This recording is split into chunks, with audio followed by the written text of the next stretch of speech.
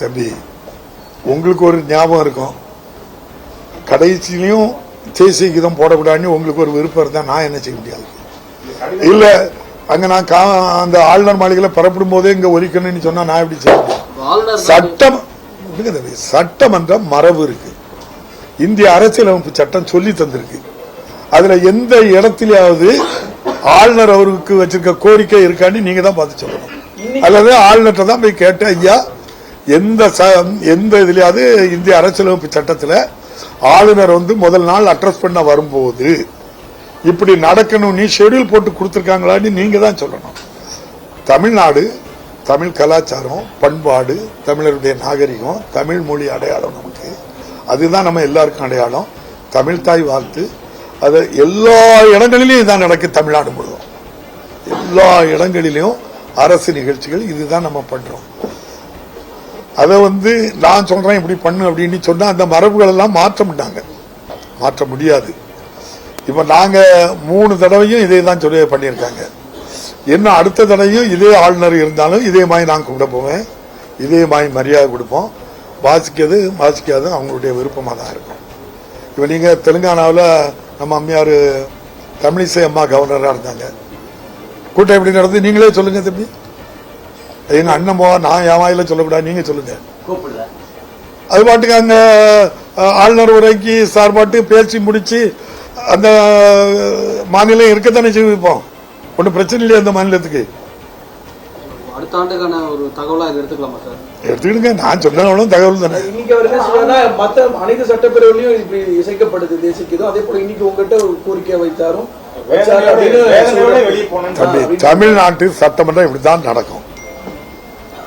அடுத்தால நாங்க ஜெயிச்சு வந்தாலும் இப்படித்தான், ஜெயிச்சு வந்தோம் இப்படித்தான் நடத்துவோம்.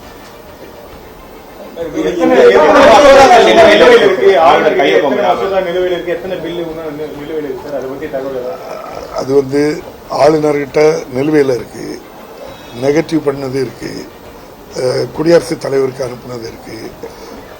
இவங்க முடிவெடுக்க வேண்டியது பிரைம் பில்லு இவங்க பாஸ் பண்ணிருப்பாங்க, அதை திரும்ப சட்டமன்றத்தில் தீர்மானம் வச்சு திரும்ப கொண்டு போயிருப்போம். அதை கவர்னருக்கு பிரசிடென்ட்டுக்கு அனுப்பியிருக்காங்க. அந்த விதி மீறல் சட்ட மீறல்லாம் கை வந்த கலையா இருக்கு அந்த மாளிகையில. நாங்க என்ன செய்ய முடியும்?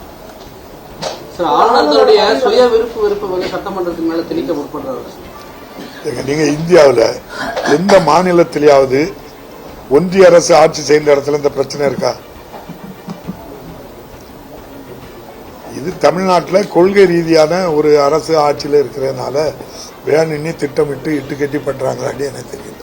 என்ன தம்பி, அது சொல்ல விட்டீங்களே, நீங்க தான் கேட்கணும். ஆளுநர் மாளிகையில் போய் ஐயாவை பார்த்து, ஐயா இப்படி பண்றீங்க, எங்க தமிழ்நாட்டில் இப்படித்தானே இவ்வளவு நாள் நடந்துகிட்டு இருக்கு, இது தேவையில்லாம ஐயா இதெல்லாம் கேட்கறீங்க, வந்தா கான்ஸ்டியூஷன் படி நீங்க பேச. அதே ஆளுநர் தான் சொன்னாங்க, இது கான்ஸ்டியூஷன்ல செக்குலர் கண்ட்ரின்னு இருக்கு, மத சார்பற்ற நாடுன்னு இருக்கு. மத சார்புள்ள நாடுன்னு பொது வழியில சொல்றாங்க. இதே ஆளுநர் தான் சொன்னாங்க. நீங்க அவங்க மேல என்ன நடவடிக்கை எடுத்துருவீங்க, நான் என்ன எடுத்துருவேன் சொல்லுங்க. அப்போ இந்திய அரசியலமைப்பு சட்டப்படி நடத்ததுக்கு எதிராக இருந்தாக்கி நான் என்ன செய்ய முடியும் சொல்லுங்க. வெளியேற்றப்பட்ட எதிர்கட்சி இன்னைக்கு ஒன்னாலும் தானே தம்பி, ஆளுநருக்கு எதிராக அந்த பதாதைகளை தூக்கி அவர் வேந்தங்கிற முறையில காட்டுறதான்னு தான் நான் உணர்ந்துகிட்டேன். ஏன்னா ஆளுநர் பேசும்போது அல்லன்னா அந்த எதிர்ப்பை காட்ட வேண்டிய அவசியம் இல்லை. அப்போ ஆளுநர் வேந்தர் அங்க சரியா அங்க சில மாணவிகள் பாதிக்கப்பட்டிருக்காங்கிற இஷ்யூவை ஆளுநருக்கு விரோதமா காட்டு ஆளுநர் வெளியே போனோடனே அவங்களும் போயிட்டாங்க. தொடர்ந்து ஒரு விமர்சனம் வச்சுட்டு வராங்க எதிர்கட்சிகள். எங்களை ஆளுநர் சபாநாயகர் எங்களை பேசவே அனுமதிக்க மறுக்கிறாரு, அமைச்சர் பேச வேண்டியதெல்லாம் கூட சபாநாயகரே பேசுறாருன்னு சொல்லிட்டு உங்க மேல ஒரு விமர்சனம் வச்சுட்டே இருக்காங்க. எப்படி பாக்குறீங்க? நீங்க தான் பார்த்து சொல்லணும். நீங்க உங்க எல்லாத்துக்கும் ஒரு 140 பேருக்கு உள்ள இருக்கப்பட்டு தந்திருக்கேன். பத்திரிகையாளர்கள் ஊடகங்களுக்கு ஒட்டு நான் தந்திருக்கேன். 66 பேர் எதிர்கட்சியில் இருக்கிறாங்க, 132 பேர் ஆளுங்கட்சியில் இருக்கிறாங்க.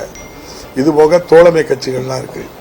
இதுல யார் அதிக நேரம் பேசக்கு வாய்ப்பு கொடுத்திருக்கு பாருங்க. கேள்வி நேரத்தை பாருங்க. ஒன்னு ஆளுங்கட்சிக்கு மேல் ரோனா, அடுத்தல எதிர்கட்சிக்கு இந்த பக்கம் ஃபுல்லா அவங்க தான். அங்க இருந்து எம்எல்ஏக்கள் வருவாங்க எதிர்கட்சியில இருந்து, எங்களுக்கு துணை கேள்வி தாங்கப்பாங்க. அது டிவில லைவா இருக்கனால எல்லாம் காட்டுறதுனால அதை கேட்க எப்பவுமே நேரலையில கொடுப்போம். முதல் கூட்டத்தொடர் வந்து எப்பவுமே நேரலையில கொடுப்போம். அவங்க எதுவுமே வரல. அங்க போட்ட தகராறுல என்ன டெக்னிக்கல் ப்ராப்ளம் ஏற்பட்டோ தெரியல. நான் பார்த்து சொல்றேன், கேட்டு சொல்றேன். டெக்னிக்கல் ப்ராப்ளம் எனக்கு தெரியாது அது என்ன நடந்துன்னு எனக்கு என்ன தெரியும். இப்ப நீங்க தான் காட்டிட்டு இருக்கேன்னு நினைச்சிட்டு இருக்கேன். நான் இதுவரை யாருக்கு நாங்க தான் காட்டிட்டு இருக்கோம். சரி, பார்லிமெண்ட்ல குடியரசுத் தலைவர் இப்படி வாசிக்க மாட்டேன்னு என்னைக்கா போயிருக்காங்களா தம்பி? இந்த 11 வருஷத்துல என்னைக்கா நடந்திருக்கா? இல்ல. அவங்க அந்தால சபை ஒத்தி வைக்கப்படுகிறேன்னு எல்லாரும் போயிருந்தாங்க, ஒரு பிரச்சனை இல்லாங்க. கடைசி நாள் ஒரு 50 பில்ல கொண்டு வந்து பாஸ் பண்ணி விட்டுட்டு போயிருந்தாங்க. டங்ஸ்டன் உட்பட அப்படிதான் பாஸ் பண்ணி விட்டு போயிருந்தாங்க. அவங்கள யாராவது நீங்களும் நானே கேள்வி கேட்க முடியுமா தம்பி? அப்போ அதைத்தான் இந்த கவர்னரை செய்ய சொல்றோம். நாங்க நம்முடைய டெமோக்ரஸியே பார்லிமெண்ட் டெமோக்ரஸி. பார்லிமெண்ட்ல நடக்கிற மாதிரி சட்டமன்றத்தில் எங்களுக்கு நடத்தி தாங்கன்னு கேட்கிறோம்.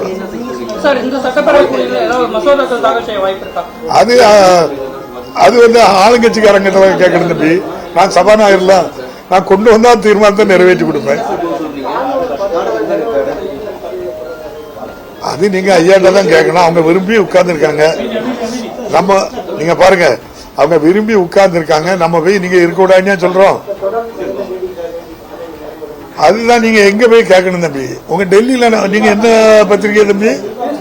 நியூஸ் தமிழ் தானே. டெல்லியில் தான் உங்களுக்கு ஆள் இருக்க, கேட்க சொல்லுங்க தம்பி. ஆளுநர் மாளிகையில போய் முடிஞ்ச பிறகு எதுக்கு வச்சிருக்கேன்னு கேளுங்க தம்பி. அங்க அவங்க தானே குடியரசு தலைவர் தானே போடுறாங்க, அங்கதான் கேட்கணும். எல்லாருக்கும் புத்தாண்டு பொங்கல் நல்வாழ்த்துக்கள். மகிழ்ச்சி, சந்தோஷம். நன்றி.